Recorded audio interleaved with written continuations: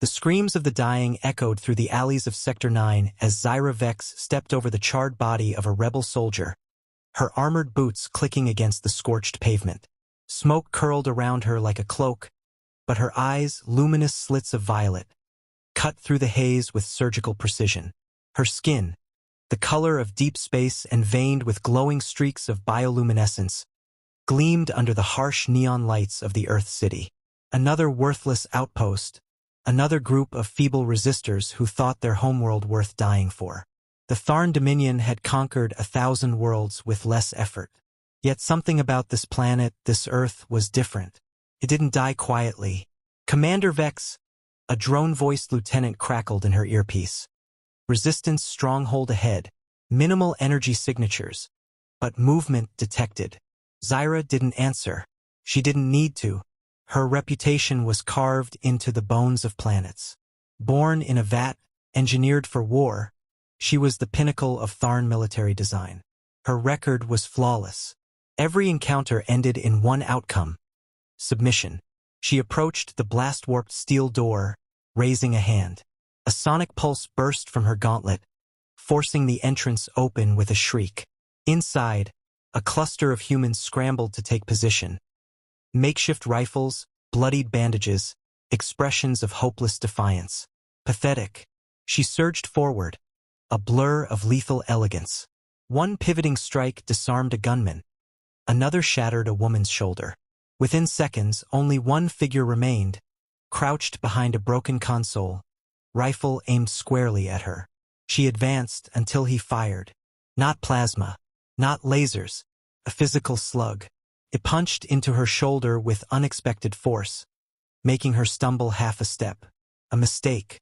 She looked up and their eyes met. The man didn't run. He stepped into full view, gun held low now, observing her like a predator assessing another. He was human, but not like the others. Taller, broader, his presence coiled like a spring. Tattoos ran the length of his arms, scars peeked through his torn shirt, and his face was calm, too calm. "I heard they made you in a lab," he said. She tilted her head, intrigued. "You don't look like a god," he added. "You look like you bleed." She lunged. He dodged, barely. The first exchange was a blur of movement and fury. She swung, he ducked. He kicked, she countered. His style wasn't trained. It was raw, unpredictable, improvised violence. And he wasn't just surviving, he was keeping up.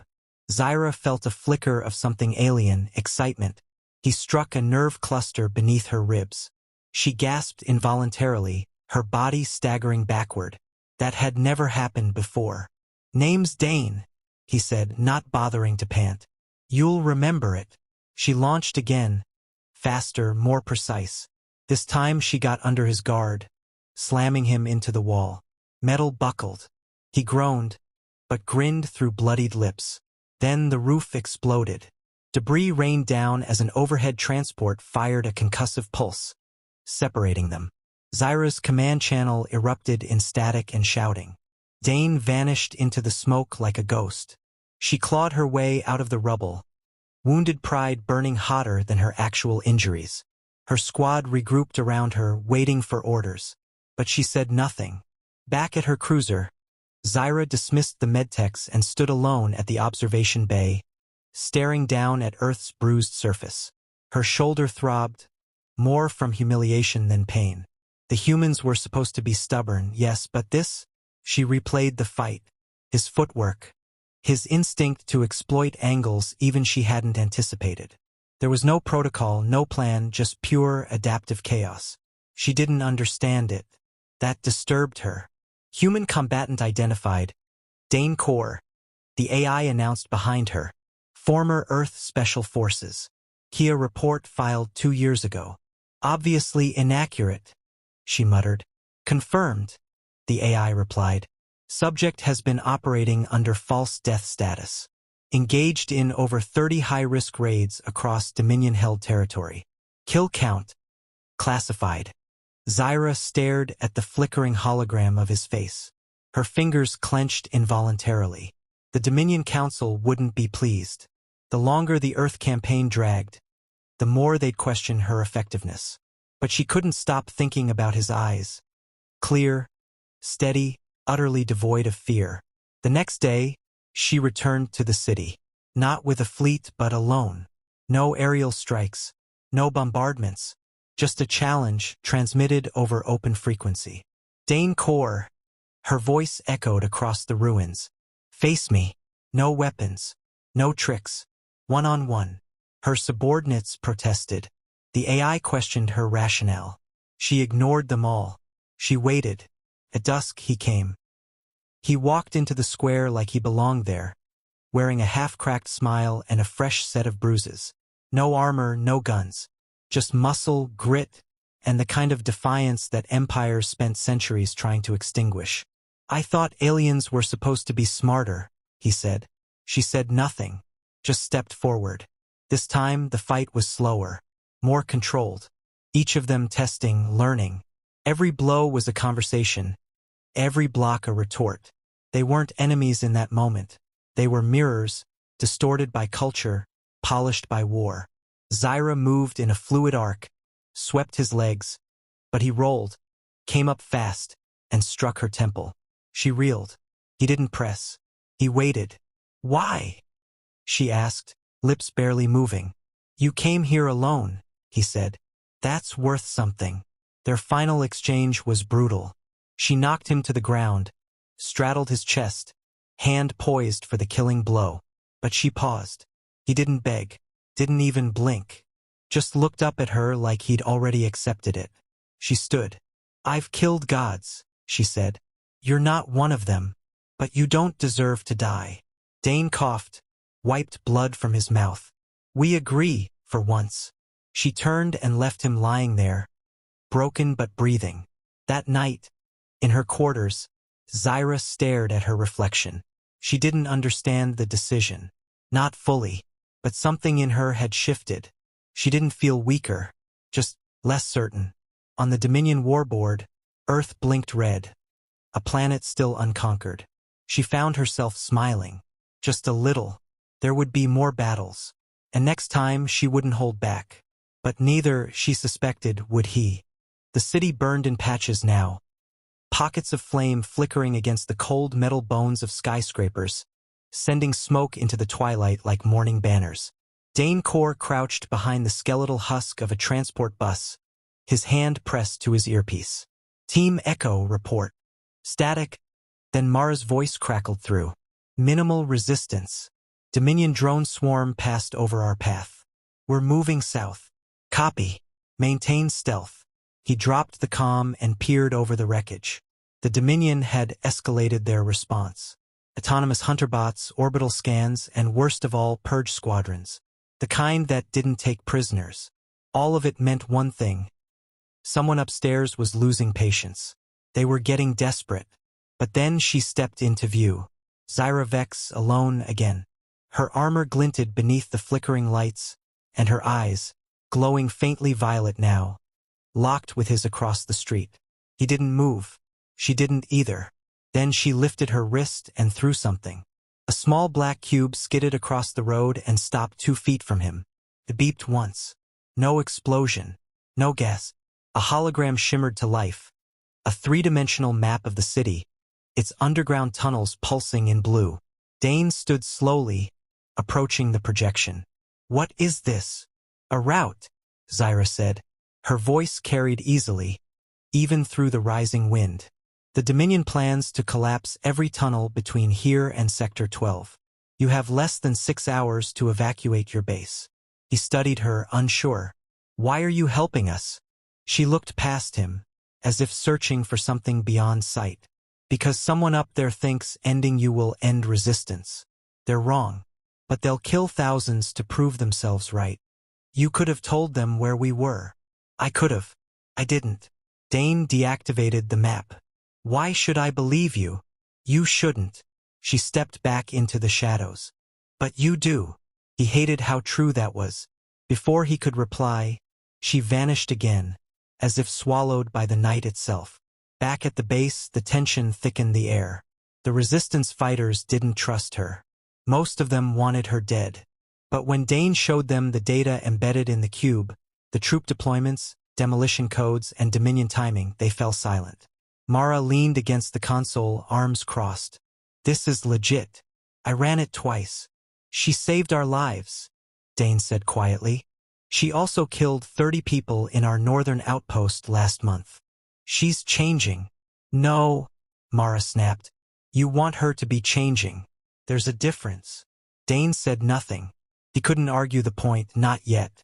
But something in him, something deeper than logic, insisted this wasn't a trick. Zyra wasn't defecting. She was wrestling. With herself. With her orders. With him. And wrestling meant she hadn't decided yet. The evacuation began at dawn. Quiet, efficient, desperate. They moved gear through crumbling sewers and narrow tunnels, reprogrammed drones to mimic heat signatures, and left false trails. Dane coordinated it all from the rear, checking exits, scanning pulses. For hours in, the ceiling above trembled. The first detonation. The Dominion had started early. Explosions echoed behind them. Concrete cracked like bones. One tunnel flooded with dust and screams. By the time Dane reached the fallback point, a hollowed warehouse lit by salvaged solar panels, only 3/4 of their people had made it. Among the missing was Mara. He didn't have time to mourn. The second blast wave was coming. He shouted orders, set up barricades, positioned sentries. But he couldn't shake the hollow weight in his chest. Then the doors opened, and Mara stumbled through, half limping, covered in soot, and dragging a wounded comrade by the arm. Behind her, supporting both with one hand, was Zyra Vex. The silence in the warehouse was absolute. Dane crossed the floor fast. What happened? Your girl showed up, Mara growled. Blew open a Dominion blockade and carried us through a collapsing shaft. Zyra dropped the wounded fighter gently and turned to leave. Dane caught her wrist. Wait. She looked at him. Not coldly, not angrily, but with exhaustion. He let her go. That night, he found her on the rooftop, overlooking the city again. You saved them, he said. They were in my way, she replied without conviction. Bullshit. She didn't respond. He joined her at the ledge. You've seen our world now. Not from orbit. Not in reports. You felt it. Smelled the blood. Heard the cries. I was born in a Dominion war cluster, she said. We trained in simulations of genocide before we could walk. That's not an answer. She turned toward him, her voice quieter now. I've fought 50 worlds. I've won them all. But this one bleeds differently. Because we fight with nothing left. No, she said. Because you fight together. The wind pulled at her braids. She stared out over the flickering ruins. The Dominion has strength, scale, and firepower. But you have each other. That's why they're afraid. He reached into his jacket, pulled out a small silver disc, and handed it to her. She raised a brow. What is this?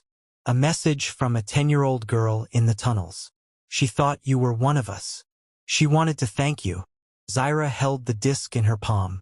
A hologram flickered up. A child's voice played. Thank you, Purple Lady. Mama says you saved Uncle Joe. I hope you don't get hurt. If you do, come to my hiding place. We have cookies. I saved one for you. The projection blinked off. Silence returned. Zyra stared at the device for a long time, then pocketed it without a word. You didn't have to do that, Dane said softly. No, she whispered. I didn't. The following days blurred into tension and motion. The Dominion was tightening its grip, responding to resistance with overwhelming force. Civilian casualties rose. Blockades sealed off entire sectors. Propaganda screens showed Dane's face marked for death. And still Zyra came back. Each time, less armored. Each time, more human. She sat with their scouts, teaching them alien tactics. She patched injured soldiers with Dominion medkits. She never asked for thanks, never lingered. But she came. Until the message came. A direct order, sealed in red. Zyra Vex, your deviation has been noted. Final mission uploaded. Target. Dane Core. Completion mandatory. The kill switch embedded in the message pulsed at her wrist. A reminder. Failure meant execution. She stood in a quiet corridor, staring at the message. She felt no fear, only conflict, a war that had never existed before Dane, a fracture between duty and instinct. When she found him again, it was in the shell of a broken cathedral, light spilling through shattered stained glass. He didn't raise a weapon. "You got the order," he said. She nodded. "And I'm here," she said. "But I don't know why." He stepped closer. "Then figure it out." She looked at him, and something cracked. Not her loyalty, not her strength, her certainty. She reached up, removed the control node from her gauntlet, and crushed it underfoot. The pulse in her wrist stopped. "They'll come for me now," she said. "Then stay here," Dane said. "With us." A pause. Then, "I don't know how to stay." "Then we'll teach you." For the first time, she didn't vanish. Instead, she sat beside him as night took the sky, and the ruins echoed not with war, but with silence. The galaxy would soon know. One of the Dominion's finest had changed sides. And it was only the beginning. The morning Zyra Vex was declared a traitor, the Dominion burned 20 cities to ash. Not tactically, vengefully. They broadcast the executions across sectors.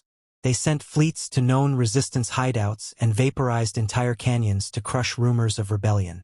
Her name was marked in every tongue the Empire spoke. Her face projected alongside the phrase, "Cleanse the contamination." Dane saw the vids. So did the others. But no one turned her in. Instead, they watched her, studied her like something rare, something almost mythical, a war machine who'd chosen not to kill. A symbol, perhaps, or a warning. It made some soldiers nervous, others curious. She didn't ask for trust. She earned it. Every mission she led ended with more survivors than expected. Every plan she offered turned the tide when hope was in retreat. Still, she said little, stayed on the edges. But she remained, and that, in the resistance, meant everything. Dane found her late one night beneath a canopy of old satellite panels, where the city's electronic noise filtered into a low hum. She was tuning a rifle that didn't belong to her, one of the human models she now carried instead of Dominion weapons. "You're adjusting for recoil," he said. Zyra didn't look up. "Dominion rifles have auto-stabilizers. These do not. Yet you still use them.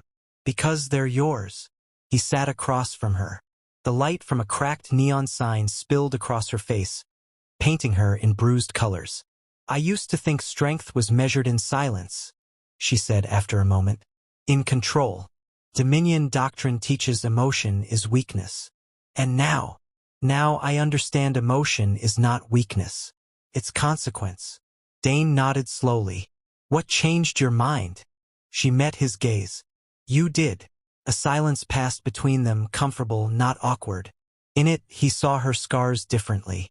Not just symbols of survival, but of choice. She had defected not out of impulse, but awareness. She knew the cost and bore it anyway. The cost was about to grow. Their scouts returned at dawn, faces pale and words urgent. A supercarrier had entered low-orbit Dominion Class 9, the kind that could level entire nations in an hour. But it wasn't alone.